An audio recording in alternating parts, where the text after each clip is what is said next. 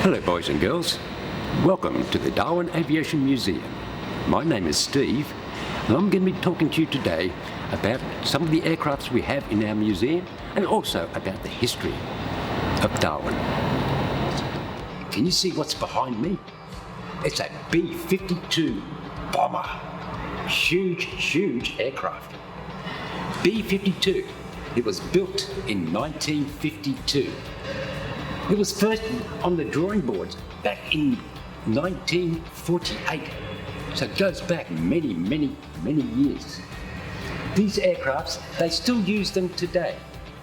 And talking to friends in the United States Air Force, they tell me they'll still be flying these aircrafts in 2040, even up to 2050.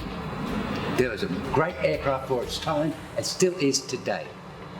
This aircraft was mainly used in the Panama Crisis, the Vietnam War, wars in the Middle East, and also during the Cold War in the 1960s, flying over Europe and east coast of America. The longest time one of these aircraft has ever flown is 32 hours non-stop. That's a long time in the air. It had one air-to-air refueling. This aircraft can fly over 13,200 kilometers. Great distance. The aircraft can go as high as 55,000 feet up. Very high. And also has a speed of over 1,048 kilometers an hour. Very fast. Great aircraft for its time. Terrific aircraft. This aircraft has a wingspan of 185 feet. Very wide. That's why I'll show you later why it has wheels on the tips of its wings to stop the wings from hitting the ground. Okay, as you can see, I am standing now in the bomb bay of the B52. The B52 can carry over 140 bombs. It's a lot of bombs. In this area here, in this bomb bay, it holds 3 racks. Now each rack holds about approximately 28 500 kg bombs. They also carry bombs out on the wing as well. The B52 has a crew of only 6 people, and they sit right up the very front of the aircraft. Down the back of the fuselage and along the fuselage is mainly just the avionics and 5 large fuel tanks.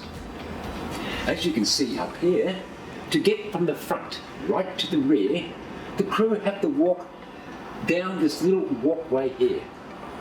Very narrow and very difficult, because as you can see, the wiring and the framing obstacles that they have to encounter to get from the front to the rear. As you can see also, boys and girls, the cannons on the back of the B52, they are 50mm cannons. In the old model, the gunner used to sit behind those guns right up in the tail and used to fire those cannons from the back.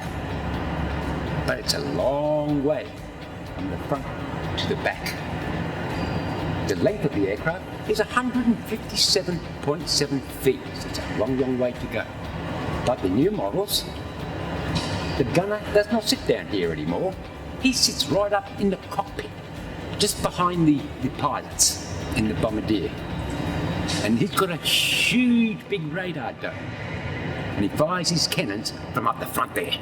So he can sit up there and talk to his mates and probably have a nice cup of tea and a sticky bun or something. Be nice and comfortable.